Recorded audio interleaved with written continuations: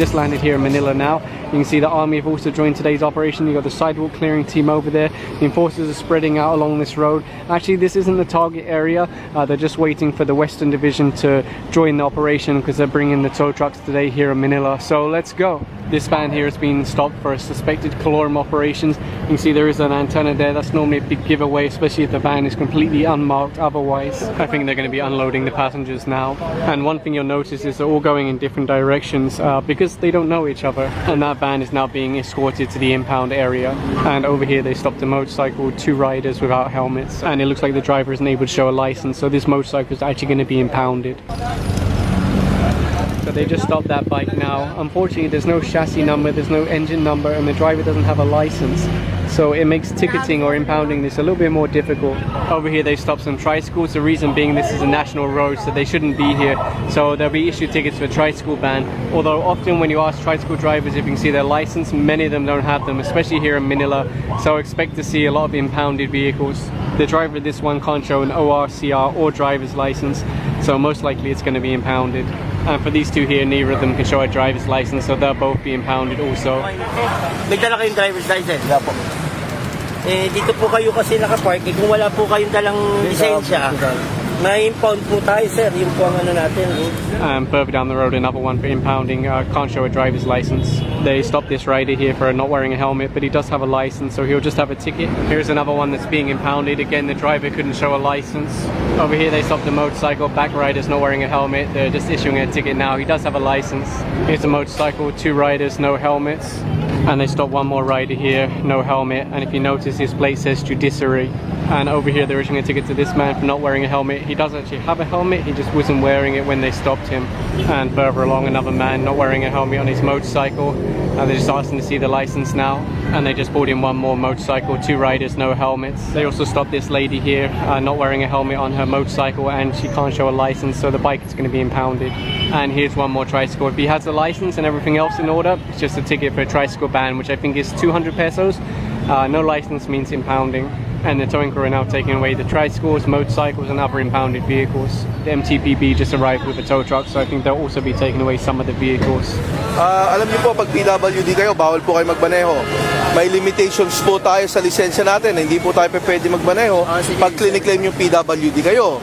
So ngayon, meron po ba kayong lisensya, sir? Hindi ako binigyan lisensya, sir. Kaya nga po, hindi kayo binibigyan ng lisensya dahil PWD kayo. Ngayon, nagmamaneho kayo, i-clinic-claim yung PWD kayo, pero the mere fact na hindi kayo binigyan ng lisensya, ibig sabihin po nun, hindi po dapat kayo nagmamaneho, tay. Tama po ba? Hindi ko alam, sir. Hindi po. Tama, alam nyo pa na dapat ang nagmamaneho lang may lisensya. Alam nyo po yon. Meron po ba kayo? Kasi... meron po ba kayo lisensya, sir? Wala, sir. Wala, di ba?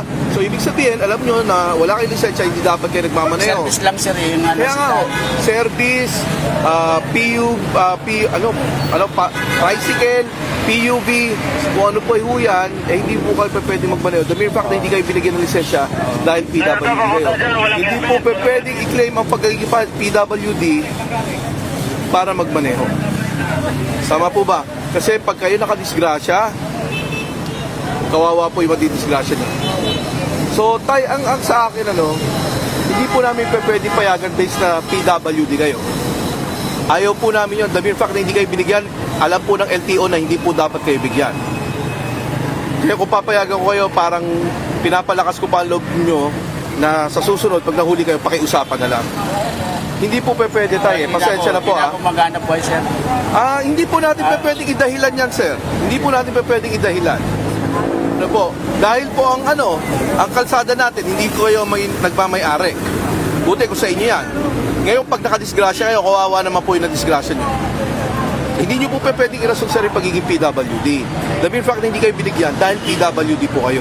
Hindi po dapat kayo nagmamaneho. Dapat po kayo ang pasahero, iba ho nagsasakay. Kaya wag po natin irarason na hindi kayo maghahanap po or not. Alam ko, malakas sa pangangatawan nyo, meron kayong mga ibang pagkakitaan. Pero ang pagmamaneho po, hindi po dapat. Nilalagay nyo lang po yung sarili nyo sa panganib din. Kaya ayaw ko po nung gano'n. Kayo, yung pasahero nyo, at saka yung ibang motorista at pedestrian sa kalsada. So, pwede po ba tayo, tanggalin muna natin to, isakay natin sa ibang tricycle, ihatid natin si nanay, tapos i-impound po namin yung motor nyo. Hindi ko muna ihatid dyan, sir. Ha? Ihatid dyan lang sa... Kaya nga po, hindi, ganito na lang. Kukuha kami ng tricycle para sa inyo. Ililipat po natin yung gamit, pati yung pasahero. Ipapahatid po natin kung saan dapat ihatid si nanay. Pero hindi na po namin kayo pwedeng payagan na kahit i-start ang motor, bawal po yan. The driver transferred into the passenger seat and said he's going to go to the impound area so that he can drive this home after he's paid his ticket. I don't think he's fully grasping the idea that if you don't have a driver's license, you can't drive on the road. And further along, they stopped this motorcycle. The back rider isn't wearing a helmet.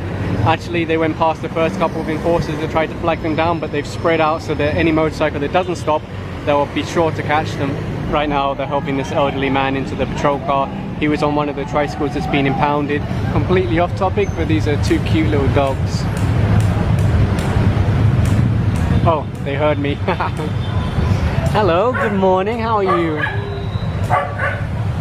Oh, you're happy. Who's that guy over there? What's his name? Chief Bato. You're so cute. This is the guy they're talking about, the enforcer over here. That is the funniest thing I've heard for a long time. So they're now here on 1 Luna. Right now they're looking at this vehicle, some interesting parking obstructing the road. So they'll just issue a ticket to that and then let the driver move the vehicle. And here they're looking at this vehicle parked with some clothes hanging off it by the looks of it. And you can see they are coordinating with the local police just to provide any assistance that might be required, any security and everything like that. So it's always good to see the PMP on scene. If you see the stick that the policeman's holding, there's an interesting story behind those sticks. Maybe I'll make a separate video about that. And of course we're also coordinating with the barangay. Actually there was a meeting here last week. I didn't include it in the video, but there were stakeholders, you know, vendors, shop owners, barangay, various different people who would be interested in this operation. And it seemed like everyone supports the operations, so you should see a big difference here. So you can see now they're advising these guys to clear the sidewalks of their obstructions. They're complying. Hopefully it will stay that way. And of course it's not just for the smaller shops, it's also for the big corporations like this. They'll ask them to remove them from the sidewalk. The guard advised the reason why they put them here is to keep vendors away. But unfortunately they can't allow it because it is an obstruction on the public sidewalk. So you can see the SCOG team are cutting away the wire and rope now so they can be cleared.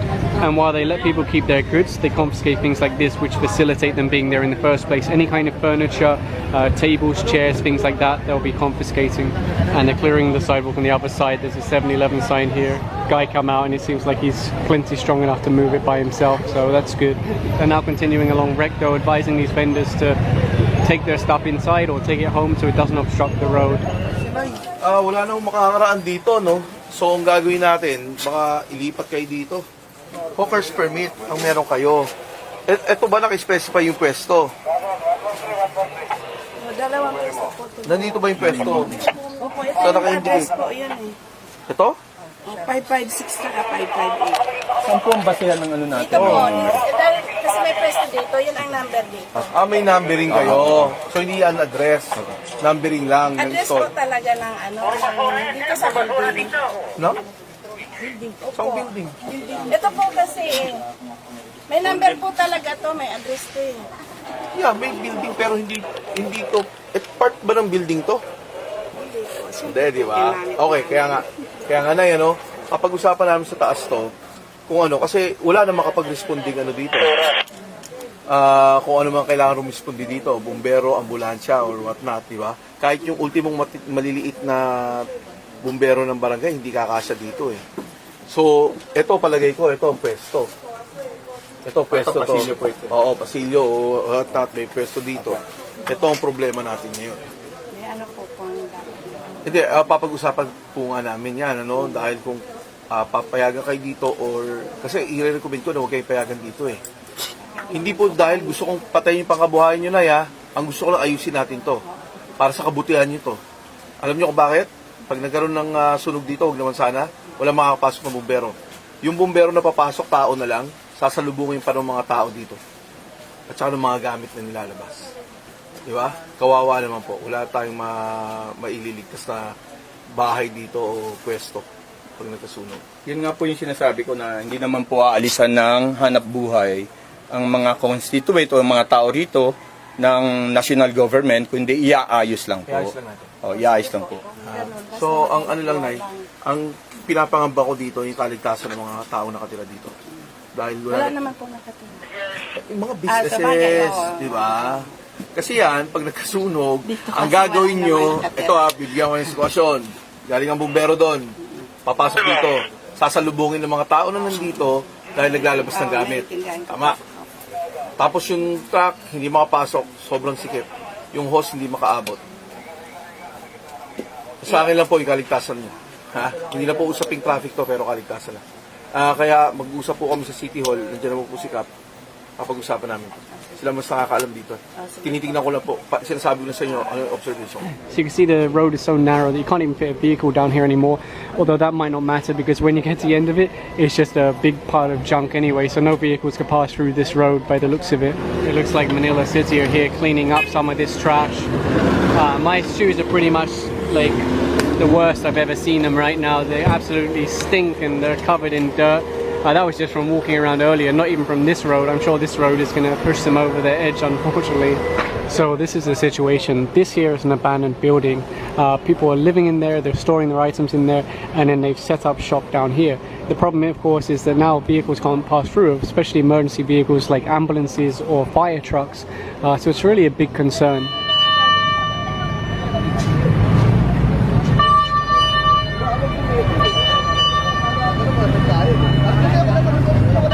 So that's it for today, although there's going to be plenty more days to come. So if you enjoyed today's video, please give a thumbs up. Thanks for watching.